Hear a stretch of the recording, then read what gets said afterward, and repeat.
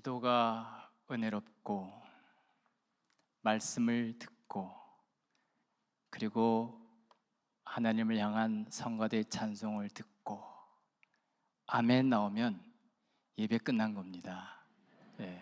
돌아가셔도 됩니다. 사실 이렇게 은혜로울 때는 설교가 사족이 될 수 있거든요. 좀 낯섭니다. 저희가 주일 예배를 드릴 때 88세 된 착한 치매에 걸리신 한 분 할머니와 예배를 드립니다. 착한 치매에 걸리셔가지고 예배당에 오시면 똑같은 말씀을 시간 될 때 계속 되풀이하십니다. 저는 다 외웠습니다. 근데 그 모습이 얼마나 예뻐 보이는지요. 그래서 그 할머니랑 같이 알콩달콩 주고받고 하면서 예배를 드리다가 이렇게 많은 분이 계시니까 너무 낯섭니다. 정말 낯설어요. 낯설다 보니까 뭔가 또 새롭게 읽을 수 있는 뭔가 있지 않을까, 그런 기대감도 듭니다. 제가 원고를 나눠드렸습니다. 제가 이전 교회에서 목회할 때 자꾸 제 설교를 어려워하셔요. 참 어렵다, 꼭 대학원 수업 들어온 것 같다. 그래가지고 특별 새벽 기도회나 특별 기도회 할 때는 원고를 다 써가지고 다 나눠드렸어요. 그러니까 들으면서 보면서 하니까 이제는 이해할 것 같다. 그래서 준비했고요. 이것은 새로운 내용이 아니고 제가 평신도들하고 같이 성경 나누었던 것을 이제 조금 더 보태고 그 다음에 이렇게 완벽하게 글자로 만든 그런 내용입니다. 우리가 이제 잘 알고 있죠. 예수님께서 말씀하신 것 중에 안식일이 사람을 위해 있는 것이지 사람이 안식일을 위해 있는 것이 아니다. 사실 별로 감흥이 없습니다. 당혹스럽지도 않아요. 그런데 이 말을 조금 비틀어서 여기 인용해 있는 것처럼 성경이 사람을 위해 있는 것이지 사람이 성경을 위해 있는 것이 아니다. 그러면 뭐지? 뭔 말하려고 하는 거지? 하는 생각이 조금 듭니다. 또 교회가 사람을 위해 있는 것이지 사람이 교회를 위해 있는 것이 아니다. 그러면 이거는 조금 고개를 끄덕일 수 있는데 할 수 있습니다. 그러다가 천국이 사람을 위해 있는 것이지 사람이 천국을 위해 있는 것이 아니다. 그러면 조금 이게 무슨 말일까? 그런 것 같기도 하고 안 그런 것 같기도 한데 합니다. 그러다가 이런 말을 하면은 결정적으로 이상하다는 생각이 들지요. 창조주 하나님 없이 피조물을 생각할 수 없듯이 피조물 없는 창조주 하나님을 생각할 수 없다. 말 있는 그대로 보면 논리적으로는 맞아요. 그런데 이상한데, 조금 낯선데, 그러다가 무조건 익숙한 것을 옳은 것이라고 생각하고 낯선 것을 다른 것이 아니라 틀린 것이라고 보는 사람들은 이런 말을 들으면 불편해요. 그래서 이런 말을 좀 비틉니다. 어떻게 비트냐 하면은 하나님 없이 인간을 생각할 수 없듯이 인간 없는 하나님도 생각할 수 없다 라고 비틀면서 마녀 사냥을 하기 시작합니다. 그런데 조금 낯선 것을 듣고는 그것을 익숙하지 않기 때문에 틀렸다고 잘못됐다고 말하는 사람들이 대부분 그들의 입에서 나오는 대표적인 말 중에 하나가 신성모독이네. 예수님 당시 요즘으로 바꾸면은 이단적이네 라는 말을 하죠. 신성모독, 참남하다. 정말 하나님의 이름을 망령되이 일컫는구나. 그런 표현이 많이 나오죠.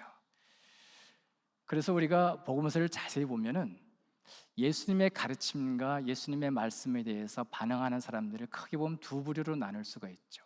한 부류는 예수님의 말씀을 듣고 말씀에 권위가 있네 라고 하는 그런 사람들입니다. 근데 권위라는 말을 자세히 보면 참 재미있습니다. 뭐뭐로부터 라는 말과 본질, 우시아 라는 말이 합쳐서 나옵니다. 이제 우시아란 말, 본질이란 말은 꼭 기억해 주십시오. 내일 굉장히 중요한 역할을 하는 단어입니다. 권위가 본질에서부터 나온다. 중요한 말입니다. 우리가 보통 설교의 권위가 있다는 말을 하죠. 설교의 권위가 있다는 말은 무슨 뜻이죠? 그 설교가 본질에서 나올 때 권위가 있다고 말하는 겁니다. 설교를 꾸며주는 목사님의 언변, 재미있는 예화, 인용, 또 목사가 가지는 권위, 이런 것 때문에 설교가 권위 있는 것이 아닙니다. 설교가 본질에서 나올 때 듣는 사람은 아멘, 이 설교가 권위가 있구나 하는 거죠. 또 한 부류는 예수님의 가르침을 아까 말씀드린 것처럼 이건 신성모독이다, 이건 이단적이다, 이건 참남하다 라고 하는 그런 반응입니다. 놀라운 것은 우리가 성경을 쭉 자세히 보면은 예수님의 가르침에 대해서 신성모독이다, 참남하다 라고 말하는 사람들이 거듭 인용하는 말이 있습니다. 그게 뭐냐면 옛 어른들로부터 내려온 전통입니다. 이전부터 내려온 전통에 의하면 당신의 말씀은 틀렸습니다.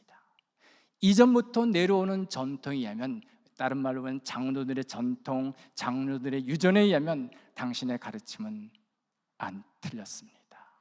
그런 사람이 예수님을 향해서 이건 신성모독이다, 하나님의 이름을 망령되이 일컫는다, 참남하다, 그렇게 표현을 하죠. 대표적으로 보면은 마태복음 15장에 나오지요. 손을 씻지 않고 먹은 사람을 누가 봤습니까? 바리새인들과 율법학자들이 봤지요. 그리고는 장로들의 전통을 지키지 않았다 얘기합니다. 그렇죠. 예수님께서 뭐라 그러죠? 율법학자들, 요즘 말하는 신학자들이죠. 경건한 사람들, 바리새인들, 이런 사람들이 손을 씻지 않고 먹자 장로들의 전통을 지키지 않았다고 비난할 때 그 장로들의 전통은 너희의 전통이다, 사람의 계명이다, 사람의 계명, 사람의 전통으로 하나님의 말씀을 폐하려 하느냐 하면서 단호하게 맞서는 것을 볼 수가 있습니다. 이런 사람의 전통에 대해서 가장 강력하게 맞섰던 부분을 찾아라 그러면은 마태복음의 산상수훈입니다. 우리 산상수훈 우리 2페이지 보면 산상수훈에 들어가서 5장 17절 18절 보면은 마태복음에 보면은 우리 예수님께서 율법을 폐하러 오신 분이 아니라 율법을 완성하러 오신 분이다 라는 부분을 아주 강조해서 넣는 것을 볼 수가 있습니다. 근데 이것은 마태복음이 예수님의 행적을 기록하면서 의도적으로 여기에 지금 기록하고 있습니다. 왜? 이 다음에 나오는 예수님의 가르침이 너무도 낯선 가르침이기 때문입니다. 전통에 비하면, 지금까지 익숙하게 듣던 설교에 비하면, 지금까지 익숙하게 들어온 성경 공부에 의하면 너무 낯선 거예요. 그렇기 때문에 마태복음 독자들에게 여러분 놀라지 마십시오. 낯설어서 너무너무 이상하다, 참남하다, 신성모독 말하지 마십시오. 잘 기울여 들으십시오 라는 그런 것을 미리 앞서서 인용을 한 내용이죠. 그리고 3쪽으로 넘어갑니다. 예수님의 산상수훈을 이제 쭉 말씀을 하십니다. 그런데 예수님께서 나는 율법을 폐하러 온 자가 아니라 완성하러 왔다고 말씀하시고 나서 6가지죠. 21절부터 6가지 율법의 내용을 언급합니다. 살인하지 말라, 간음하지 말라, 이혼하지 말라, 맹세하지 말라, 보복하지 말라, 원수를 사랑하라. 그러니까 이에는 이, 피에는 피, 그 말씀이죠. 많은 분들의 설교를 들어보면은 살인하지 말라, 내용, 무엇에 관심을 갖습니다. 근데 제가 이제 논문을 쓰면서 배운 거는 무엇은 초등학교 시절에 관심을 두는 내용이에요. 저자가 무엇을 말했다면 그 무엇을 말하기 위해서 어떻게 전개해 나가는가, 그리고 왜 그렇게 전개해 나가는가, 이게 굉장히 중요한 질문입니다. 어떻게와 왜. 여러분 앞으로 성경을 읽으실 때 예수님께서 이렇게 말씀하셨네, 아멘 아멘 이렇게 하지 마시고 그 말씀을 어떻게 전개하고 계시지? 왜 이렇게 하고 계시지? 또는 여러분 마태복음을 읽다 보면 마태복음이 왜 이렇게 전개하지? 나 같으면 이렇게 하고 싶은데 라는 걸 계속 대화하시면서 읽으시면 훨씬 풍성하게 읽으실 수 있습니다. 어떻게, 왜? 보면은 마태복음 21장부터 보면 그 인용 나와 있죠. 똑같습니다. 너희가 들었으나 그러나 나는 이렇게 말한다. 너희가 이렇게 들었으나 그러나 나는 이렇게 말한다. 목사님 죄송합니다. 여러분이 박은우 목사님한테 이렇게 들었으나 그러나 나는 이렇게 말합니다. 이 패턴이 지금 산상수훈에 나타나고 있습니다. 그런데 마태복음 4장으로 한번 넘어가 보십시오. 4장에 무슨 일이 있었죠? 예수님께서 사탄에게 시험을 받으십니다. 시험 3가지 받으시는데 3가지 내용을 응답하실 때 뭐로 시작하시는지 아세요?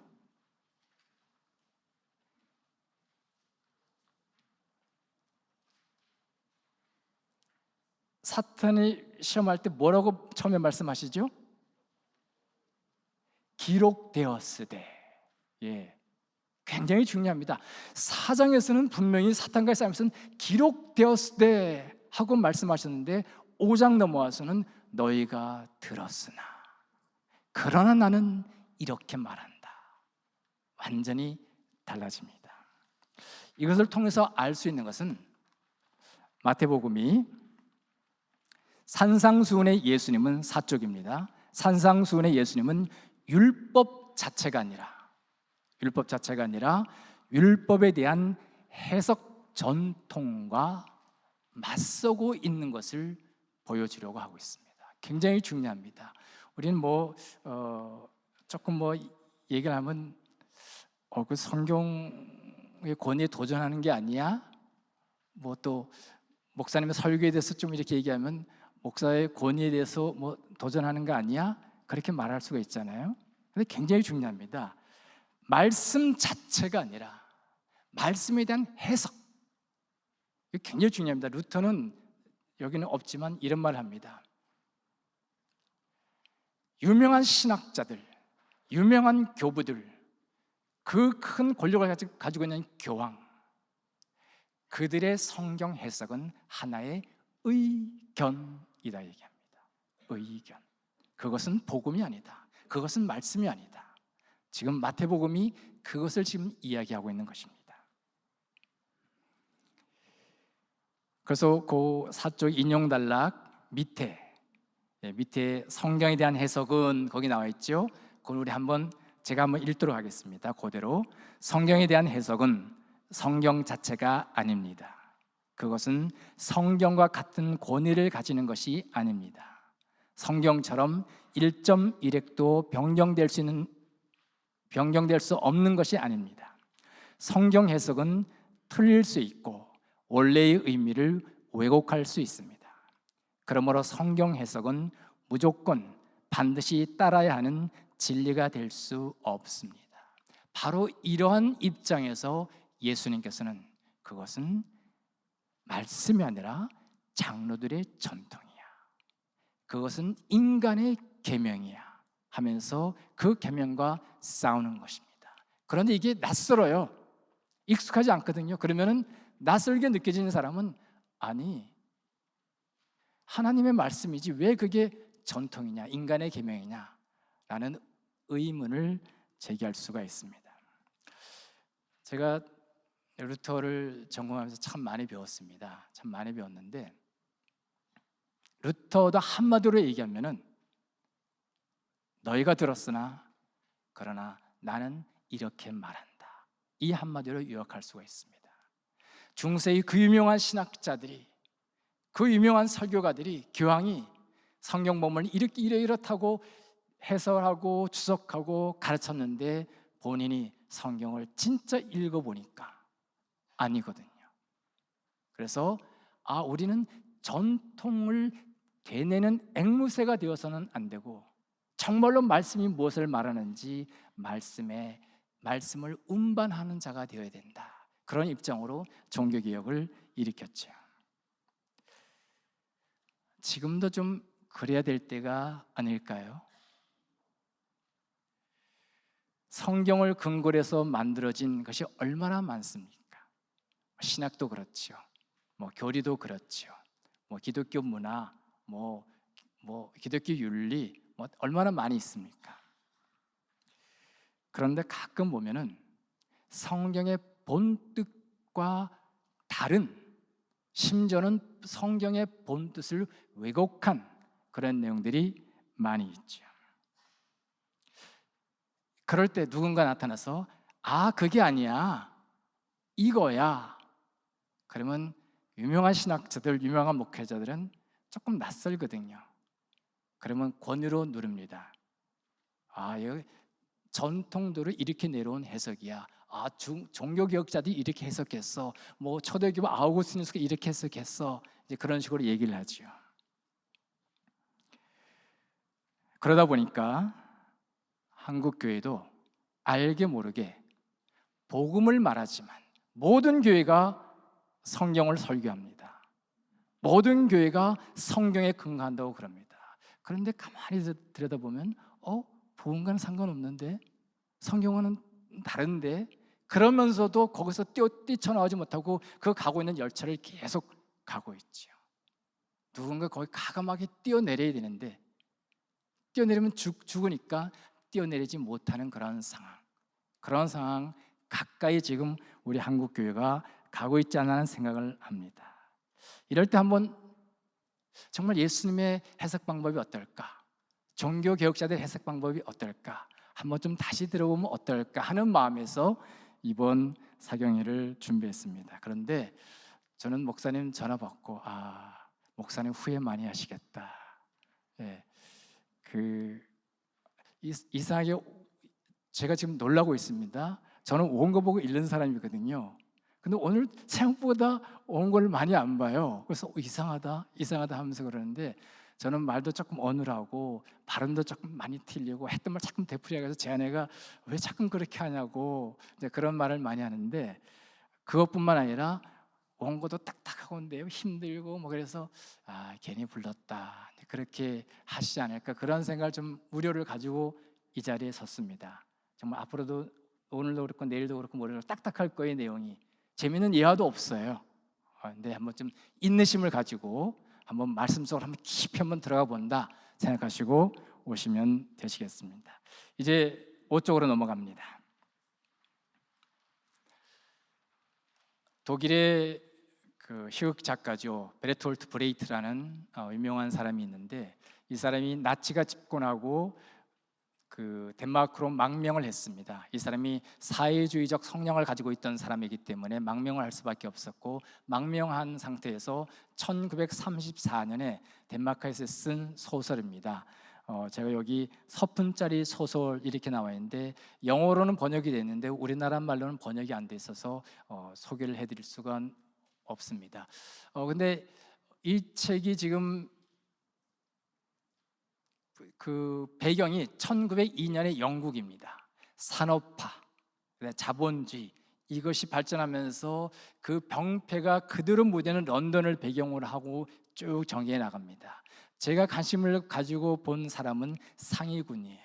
전쟁에 나갔다가 다리를 다쳐서 다리를 저는 상위군인인데 그만 투자를 잘못해서 있는 돈을 다 이제 우리 내일인가요? 그 둘째 아들처럼 다 탕진해 버립니다. 그리고 남의 집에 허드렛 일을 도와주면서 아주 힘겹게 어렵게 살아가고 있습니다. 근데 이 사람이 그 집에 가서 보는 거예요. 그 집이 돈이 많고 그러다 보니까 또 돈 많은 사람은 거래하고 또 권력 잡은 사람은 거래하고 이런 걸 보면서 보니까 아니 정말 깨끗하게 돈을 벌지 않더라는 거예요. 깨끗한 방법이 아니라는 거예요. 비인간적이고 정말 착취하면서 돈을 버는데 그 번 돈으로 조금 떼어가지고 사회에다가 환원합니다. 그러니까 사회는 와, 그 마을에서는 와 하면서 뭐 위치에 올려줍니다. 굉장히 모순을 많이 느껴요. 그래서 거기 제가 인용문 보면 앞에 부분 보면 온갖 술수와 책략을 이용해 돈을 잘 버는 사람들이 있는 반면 왜 나는 이럴까? 이 사람이 그러다가 한 망자의 결혼 예배에 참석합니다. 교회에서 진행되는 그런 예배였었는데 그 목사님의 설교 제목이 누가복음에 나오는 열문화 비유입니다. 근데 죽은 사람을 한 문화 받아서 열 문화 남긴 정말 충성된 종으로 그렇게 아주 축켜 세우는 설교를 하는 거예요. 근데 이 상위군은 알거든요. 정말 인간 이하의 사람이고 그런데 어떻게 저렇게 설교할 수 있을까? 돈만 많이 벌어서 교회에다 헌금도 많이 하고 사회도 많이 하면 저런 대접을 받나? 라고 생각하면서 끝까지 예배를 못 드립니다. 나옵니다. 그날 밤 이 사람이 꿈을 꿉니다. 꿈에 최후의 심판입니다. 눈을 비비고 아무리 봐도 이상한 거예요. 왜? 심판자의 좌석에 예수님이 아니라 본인이 앉아 있는 거예요. 그리고 피고가 예수님이에요. 가만 보니까 예수님이 왜 피고로 여기 왔을까? 열문화 비유를 세상에 남겨서 사람들이 어떻게 하든 문화를 많이 남기면 무슨 방법을 통해서는 많이 남기면 착하고 충성된 종이라는 그런 비유를 남겨서 인간 사회를 피폐하게 만들었다는 그런 이유로 피고석에 앉아 있는 거예요. 어떤 최종 결론이 나왔을까요? 예수에게 사형. 잘못된 문화 비유를 남겨서 이런 인간 문화를 만들었다는 거죠. 근데 거기서 끝나지 않았어요. 두 번째 사형 선고가 납니다. 그 문화 비유를 듣고 그렇게 산 사람. 우리 성경은 완전 다르죠. 성경은 열심히 살아가지고 열문화 남겨서 착하고 충성된 칭찬받잖아요. 사형 선고라는 거예요. 세 번째 또 사형 선고가 이루어집니다. 그 열문화 비유를 듣고 입을 닫고 침묵하고 조용히 있었던 사람들. 예수님, 그 비유는 이러한 문제점이 있습니다 라고 이의를 달지 못하고 저항하지 못하고 그대로 침묵했던 사람도 사형 선고를 받습니다.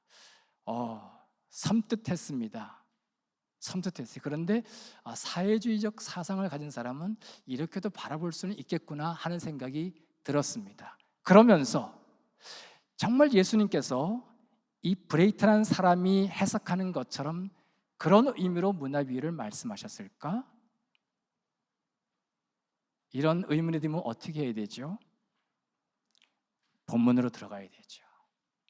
정확한 의미가 뭔지 단어 하나하나, 접속사 하나하나, 쉼표 하나하나까지, 점 하나까지 뒤지면서 다시 한번 살펴보게 됩니다. 그러다가 문화 비유가 아니라 달란트 비유에서 그 해법을 찾았습니다. 6쪽으로 넘어갑니다. 이 정도 속도로 하면 되는지 모르겠습니다. 제가 또 처음 설교 부탁을 받았을 때 너무 부담이 갔습니다. 왜냐하면 저는 설교가 지금 한 15분 정도 합니다. 그 이전에 길어야 20분에서 25분이었습니다. 항상 저는 설교를 짧게 했습니다. 근데 1시간 말씀을 하시더라고요. 와, 어떡하지? 나는 짜내도 1시간짜리가 없는데, 그러려면 뭐 예화도 가지고 그래도 난 예화도 모르는데. 그래서 굉장히 좀 고민을 많이 했습니다. 하여튼 아마 1시간까지는 가지 않지 않을까 하는 그런 생각이 좀 드는데 모르겠습니다. 그 성경을 읽다 보면은 굉장히 중요한 사람들이 있는데 짧게 나오는 경우가 있어요. 그리고 우리가 보기에는 중요하지 않은 사람 같은데 길게 나오는 경우가 있어요. 다 이유가 있거든요. 5달란트 받은 사람, 2달란트 받은 사람 예수님한테 칭찬받잖아요. 근데 단 2줄만 나와요. 1달란트 받은 사람은 악하고 게으른 종아 하고 좀 야단을 맞잖아요. 7절인가요? 나와요. 그러면은 이 사람을 좀 주의 깊게 읽어라 하는 주문이 있는 겁니다. 그래서 1달란트 받은 사람을 촘촘하게 정말 눈을 크게 뜨고 부릅뜨고 읽어보는데 다른 게 있어요.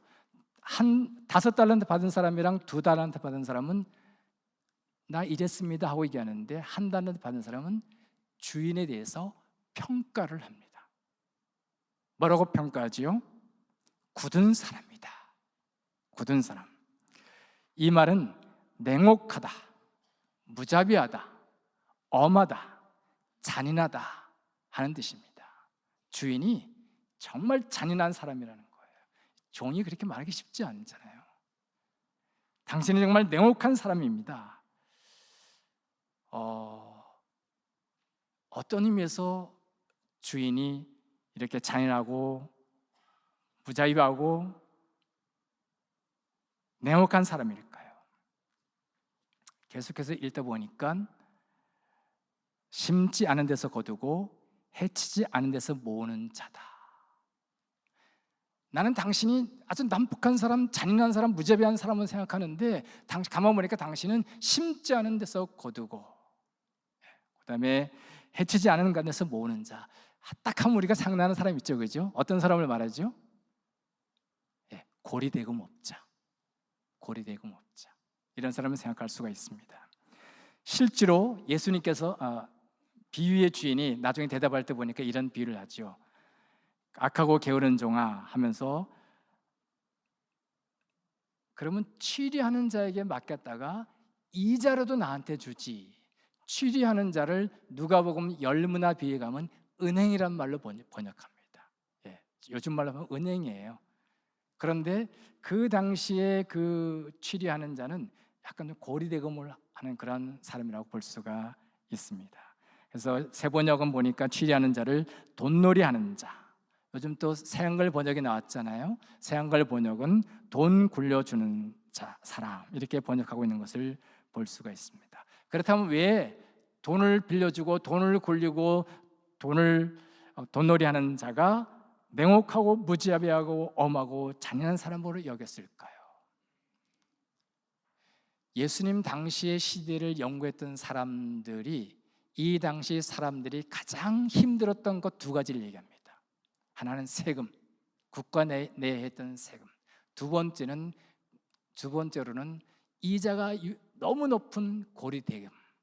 이 2가지를 그 당시 사람들을, 그러니까 일반적으로 좀 가난한 사람들을 짓누르던 그런 옥죄는 그런 것이었다라고 평가를 많이 합니다. 그래서 그것 때문에 올라가지 못하고 종으로 전락하는 사람들이 많았다. 그런 얘기를 많이 합니다.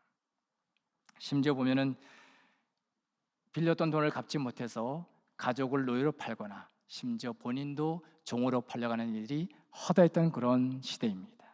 그렇기 때문에 심지 않은 데서 거두고 해치지 않은 데서 모으는 고리대금업자는 냉혹하고 무자비하고 정말 잔인한 사람으로 간주할 수 있었습니다. 7쪽입니다.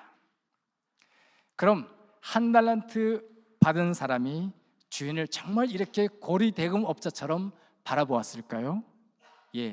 두려워했다 하는 말이 있거든요. 두려워했어요. 그래서 여기서 한번 우리가 생각해 볼 수가 있습니다. 어쩌면 이 1달란트 받은 사람은 돈을 빌렸다가 갚지 못해서 가족이 종으로 팔려가거나 심지어 본인도 종으로 팔려온 사람이 아닐까. 그런 전적이 있기 때문에 주인이 돈을 이렇게 주었을 때 나 이 돈 또 잃어버리면 어떡하지, 잘못해서 다 탕진하면 어떡하지 하면서 좀 본전에도 드리기 위해서 그렇게 했던 것은 아닐까라고 상정해 볼 수가 있습니다. 하여튼 중요한 것은 이 주인을 두려워했습니다. 두려워했기 때문에 한 달란트를 그대로 묻어둔 거죠. 또 이렇게 생각해 볼 수가 있습니다. 한 달란트 받은 사람한테 아니 자네 5달란트 받은 사람처럼 2달란트 받은 처럼 자네도 가서 열심히 일해서 남기면 되잖아. 근데 예를 들면 저 같은 경우는 뭐 투자해서 버는 그 머리가 없어요. 아예 그 생각을 못 합니다. 그 누가 그래서 뭐 이렇게 하면 돼 그러면 그래? 듣기만 할 뿐이야. 안 돼요. 뭐 이렇게 어디에 투자하면 잘 돼, 뭐 어디 땅 사면 잘 돼, 뭐 안 돼요. 근데 또 그거 잘하는 사람이 있거든요. 아마 한 달란트 받은 사람은 저처럼 그런 능력이 좀 없었던 것 같아요. 실제로 예수님께서 비유의 주인이 그렇게 얘기하잖아요.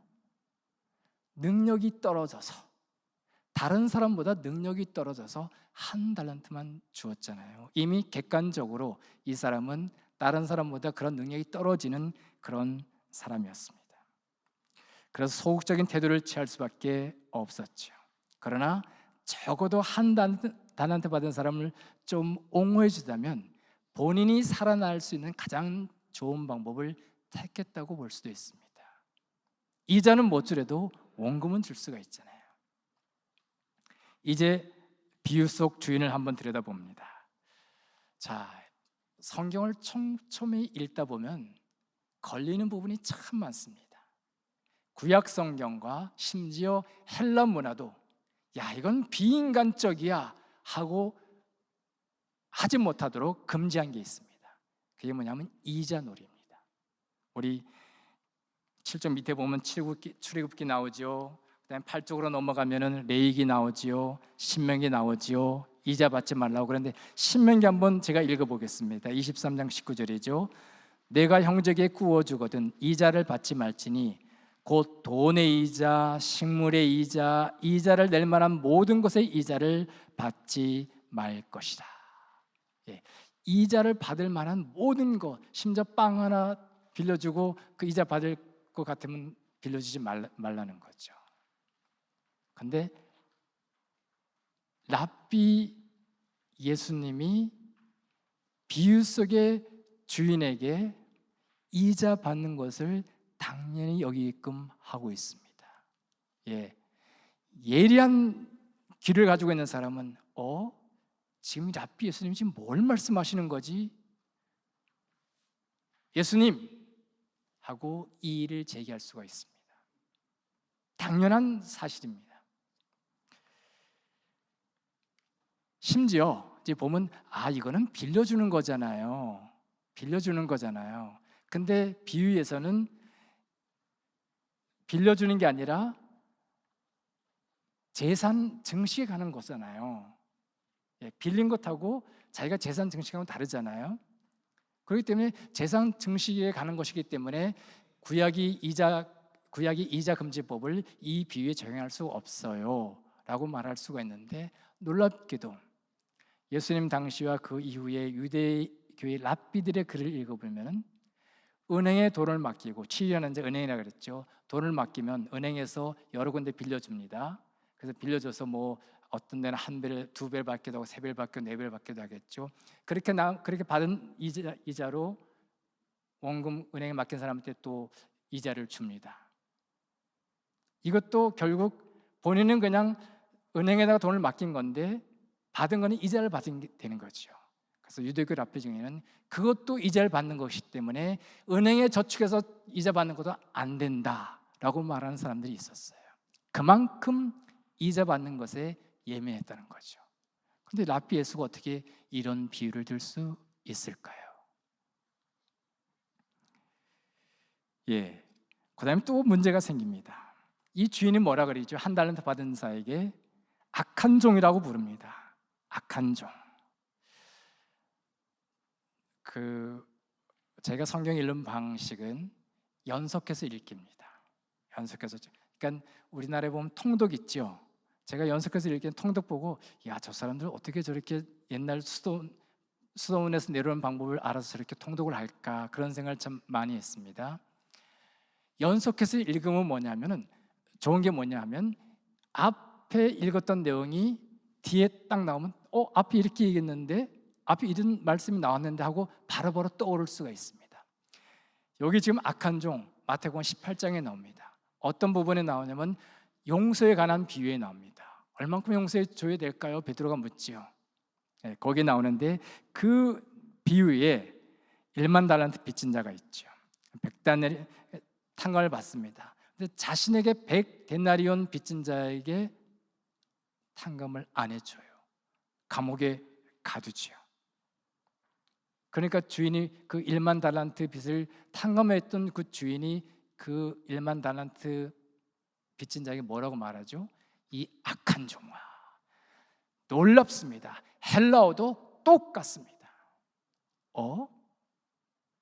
앞에서 자기 원금을 악착같이 받아내려고 하는 자가 악한 종이었어요. 근데 똑같은 말이 지금 25장에 되고 있어요. 그러면 18장을 읽고 나서 25장을 보면 25장에서 악한 자가 누가 되어야 됩니까? 주인이지요. 비유의 주인입니다. 원금만 악착같이 받으려고 하는 것이 아니라 이자까지 받으려고 하는 이 주인이야말로 악한 종이 되어야 됩니다. 이상하네 라는 생각을 할 수가 있죠. 그 다음에 악하다는 말이 성경 헬라어 사전에 보면은 힘들게 하다, 노역에 시달리다, 노역으로 고통을 받다 라는 기본 뜻에서 시작합니다. 그러니까 이 종은 정말 힘들게 아침부터 저녁까지 뼈 빠지게 일을 했어요. 시달렸어요. 지쳐 있습니다. 지금 주인이 시킨 일에 너무 많아서 과부가 걸려서 지금 지쳐 있어요. 그러다 보니까 주인이 요구한 양 일당을 잘 해내지 못할 수가 있습니다. 그런데 이때는 신분사회였죠. 주인의 생각이 중요하지 종의 생각은 중요하지 않았습니다. 주인의 입장에서 봤을 때는 일당도 못하고 양심만 축내는 이 악한 놈 양이 나오죠. 종은 그냥 받아들일 수밖에 없습니다. 9장 넘어갑니다. 그 다음에 이 악한 종을 게으른 종, 게으르다고 말하죠. 게으르다는 말의 기본 뜻도 뭐뭐 하는 것을 꺼리다, 주저하다, 겁을 내어 뒤로 물러서다, 지체하다 하는 뜻입니다. 주인에게 얼마나 욕을 먹었으면, 얼마나 야단을 맞았으면 너 일도 그렇게 못해, 저 5달란트 받은 사람 봐, 2달란트 받은 사람 봐, 너는 그렇게도 못하니 하도 욕을 먹다 보니까 주눅이 들었어요. 일에 자신감이 없습니다. 그럼 무슨 일을 해도 쭈삣쭈삣, 내 이렇게 하면 안 혼날까? 또 혼날까? 일을 제대로 못합니다. 그런 종이 주인의 눈에는 게으르게 보일 뿐이죠. 자, 그쪽 세 번째 단락 제가 읽어보겠습니다. 이렇게 오늘 비유의 이야기에 나오는 주인은 당시의 신분 사이에서 종들을 인간미 없이 다루는 전형적인 모습으로 묘사됩니다. 오직 이익의 문법에 매몰되어 더 남긴 자들에게만 그의 울타리 안에 거주할 수 있는 은혜를 베풀고 남기지 못한 자는 그의 울타리 밖 어둠 속으로 내쫓는 철저한 계급 사회의 냉혈한으로 나옵니다. 자, 근데 이제 문제가 있습니다. 아마 여러분들 혹시 그런 말씀을 들은 책이나 보셨는지 모르겠는데, 우리 기독교 전통에 보면은 비유에 나오는 주인을 예수님으로 상정하는 전통이 있습니다. 비유에 나오는 주인을 예수님이 사람들에게 달란트를 주고 떠났다가 마지막 심판대 와서 심판하시는 모습. 예수님이 비유 속의 주인이야? 아니, 지금 강철 목사가 지금 막 이렇게 해서 읽은 내용을 보니까 이 주인은 정말 나쁜 놈인데, 예수님이 그런 나쁜 니은 오의 미음이야? 생각할 수가 있죠. 수단과 이 이익을 남긴 자들은 인정하고 이익을 남기지 못한 자들은 가차없이 내쫓는 비인간적인 문화를 지지하고 촉진하는 성과주의자. 와, 예수님이 이런 분이야. 또 종을 예수님의 제자들 또는 마태복음의 독자나 청자들, 또 지금 우리로 비유해서 설교하거나 그렇게 이야기하는 사람들이 있습니다. 그럼 우리는 뭐예요? 죽도록 달란트를 남겨야 돼요. 왜? 안 남기면 어떻게 돼요? 우리가 속된 말로 지옥 가요. 그러니까 어떻게든 남겨야 돼요. 얼마나 신자의 삶이 가련합니까? 불쌍합니까? 전통적인 방식으로 이 비유를 보면은 걸려 넘어지게 되어 있습니다. 이거 문제인데 예수님이 이런 악한 종이고 우리가 뼈 빠지게 일을 해서 어떻게든 달란트를 남겨야 되는 그런 정말 비극적인 존재고, 야, 우리가 가야 되는 하늘나라 이런 데야? 이렇게 해서 가야 돼? 태로가 없습니다. 그래서 우리는 다시금 물어봐야 됩니다. 맨 마지막 줄입니다. 9페이지. 남긴 자는 칭찬을 받고 아무것도 남기지 못한 자는 어둠으로 쫓겨나는 것이 10쪽입니다.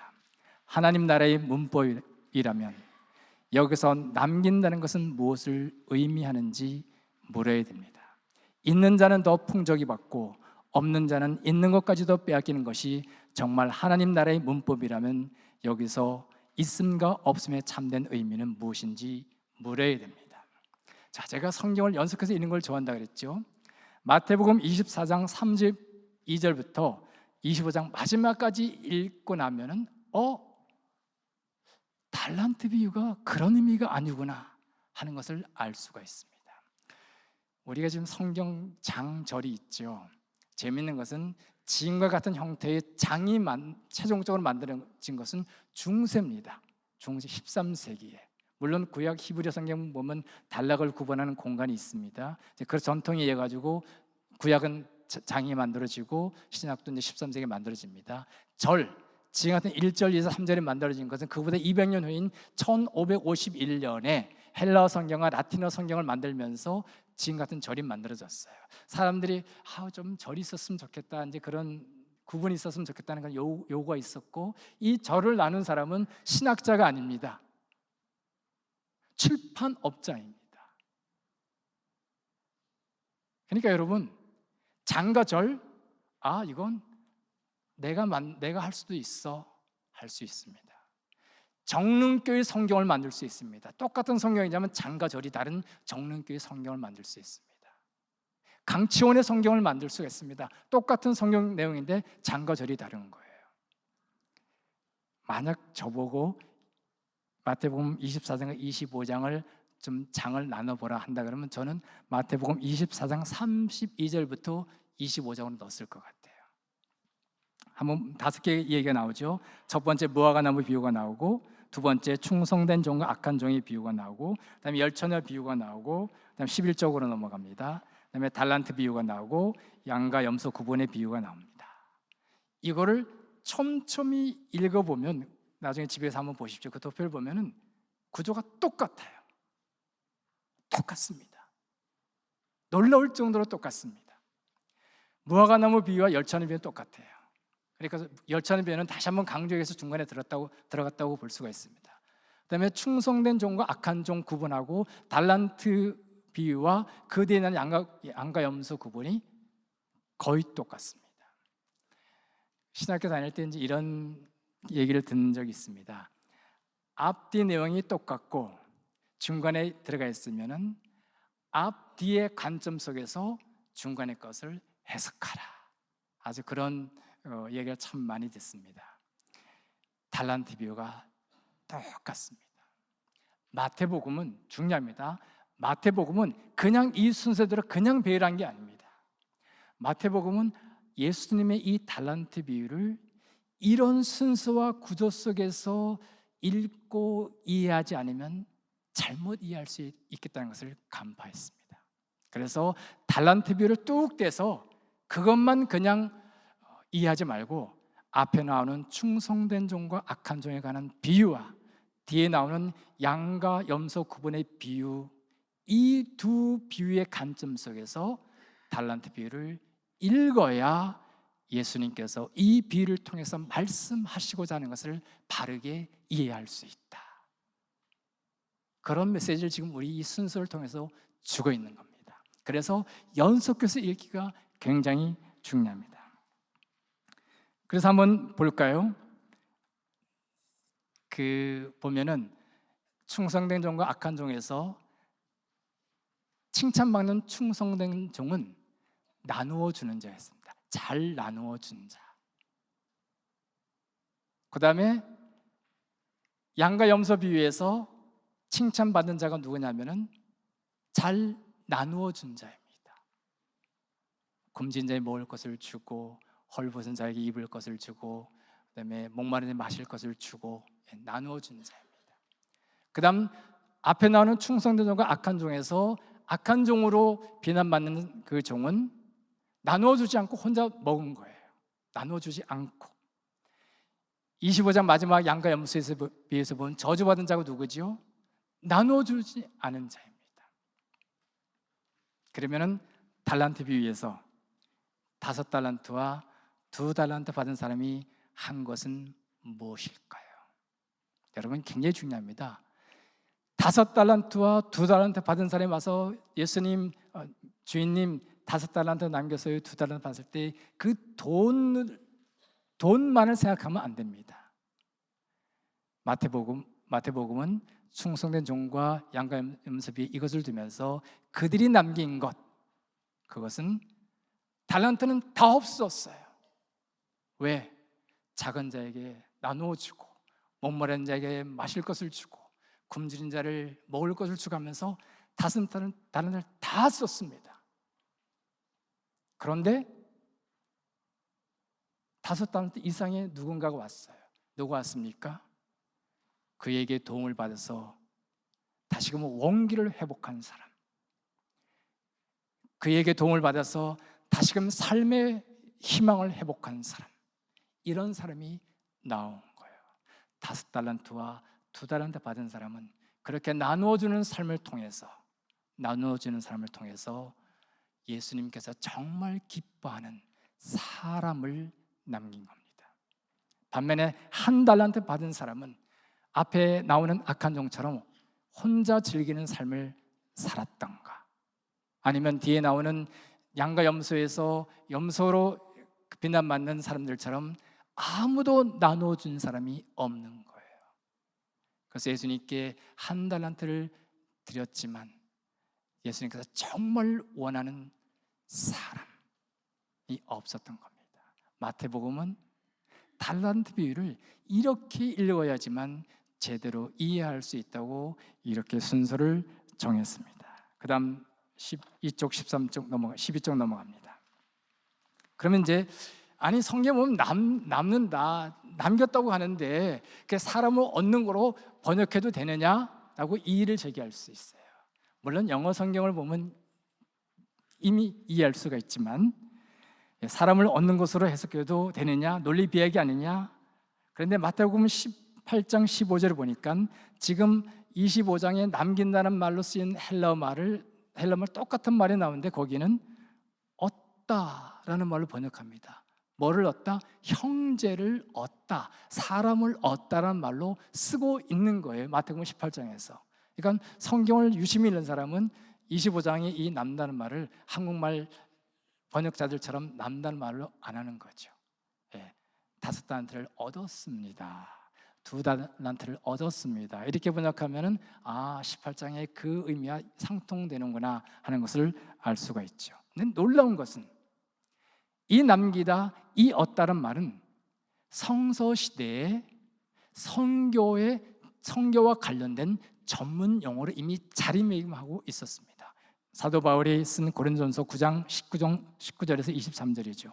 거기 밑줄 찍은 것만 보면 사람을 얻다, 유대인을 얻다, 또 율법 아래 있는 자들을 얻다, 율법 없는 자들을 얻다, 약한 자들을 얻다. 이렇게 얻는 게 뭐예요? 그것을 구원하는 것이다. 남기다 해서 얻다는 것도 조금 논리 비약 같은데 얻다를 또 구원받는다? 이 논리 비약이 너무 심한 거 아니에요? 그 밑에 봅니다. 베드로전서 3장 1절, 그 다음 장 13페이지입니다. 보니까 거기는 남기다, 얻다는 말 헬라 똑같은 말인데 거기는 어떻게 번역을 했어요? 구원을 얻게 될 것이다. 똑같은 헬라어 말인데 한쪽에서는 남기다, 한쪽에서는 얻다, 한쪽에서는 구원을 얻다는 말을 번역을 하고 있는 거죠. 똑같은 말입니다.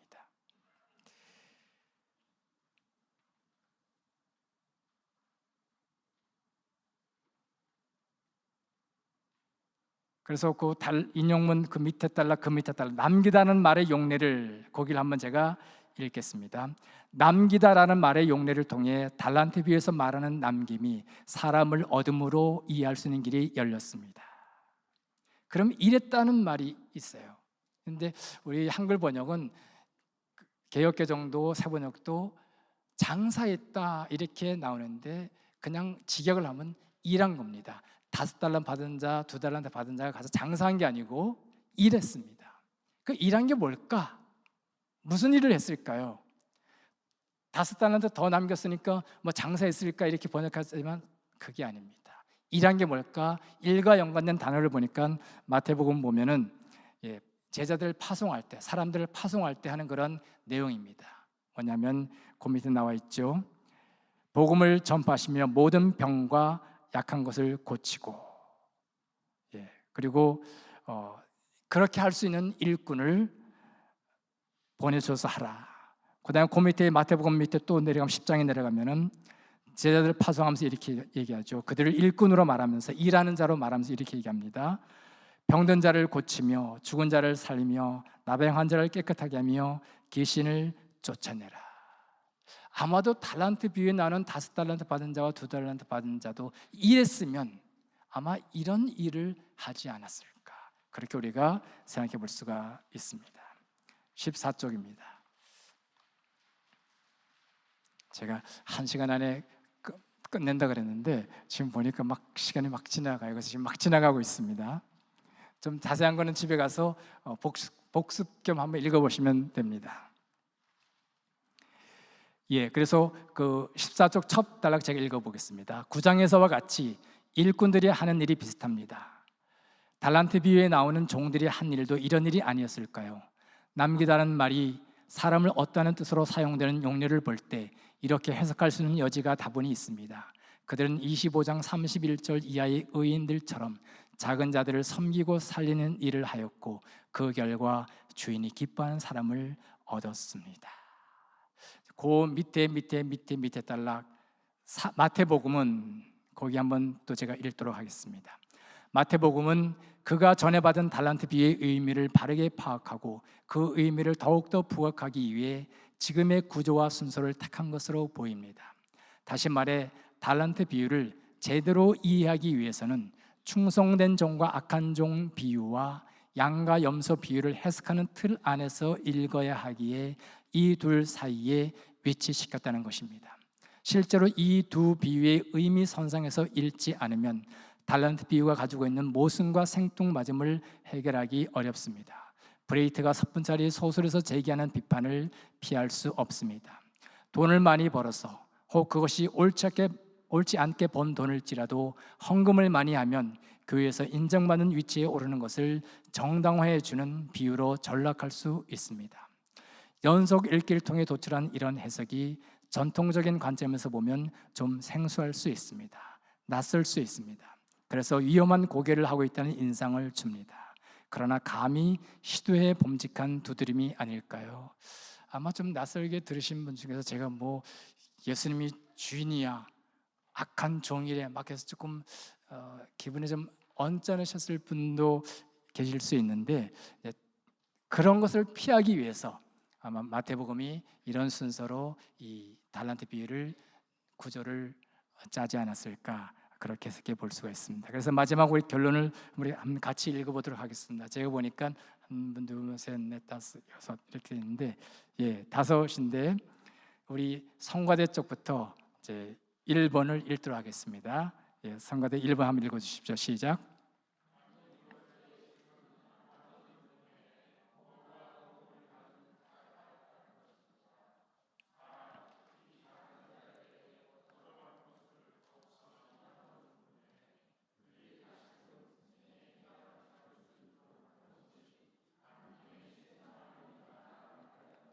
예, 두 번째는 우리 성가대 바로 있는 쪽 분들이 한번 다 같이 읽어주세요. 시작.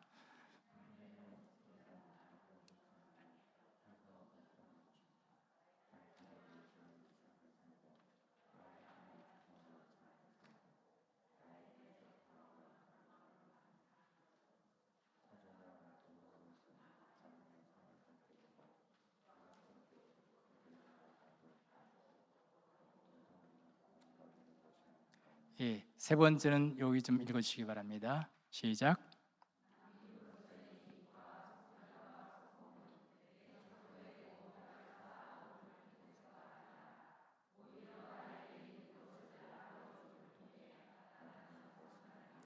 예, 네 번째는 요 달라서 읽어주십시오. 시작.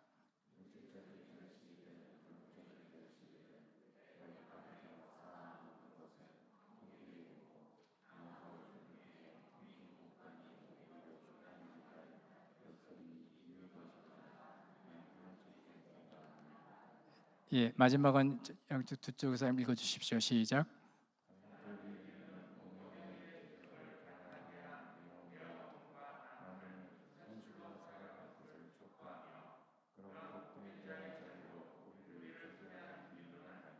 네, 감사합니다. 기도하겠습니다.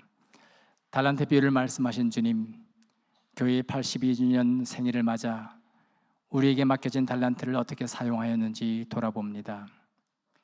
자신 있게 자랑할 만한 것이 없어 망설일 수밖에 없는 우리이지만 지나온 삶의 간이역에서 우리가 나누어진 달란트를 통해 삶의 희망을 찾은 누군가가 미소 짓는 것을 바라보게 됩니다. 또 다른 삶의 간이역에선 우리가 나누어진 달란트로 생의 허기를 채운 이들이 희망의 철로를 놓는 모습이 보입니다. 척박한 삶의 한 계곡에선 이런저런 이유로 밀려나고 배척받은 이들이 우리가 나누어진 달란트를 통해 새날과 새 땅을 건설하며 부르는 노랫소리가 들려옵니다. 하나님, 주님께서 우리에게 주신 달란트는 하나도 없지만 우리 교회의 삶의 지도 이곳저곳에 그려진 이들의 모습이 어찌나 아름다운지요. 앞으로도 우리 교회에 그리고 우리 각자의 삶에도 이런 남김의 신비가 실제가 되었으면 좋겠습니다. 그래서 한 해의 매듭을 지을 때마다 우리로 인해 삶의 희망을 찾은 사람들의 이야기로 가득 차면 좋겠습니다. 우리 교회와 우리 모두가 그런 삶을 살아가도록 당신의 영으로 도와주옵소서. 예수님의 이름으로 기도드립니다. 아멘.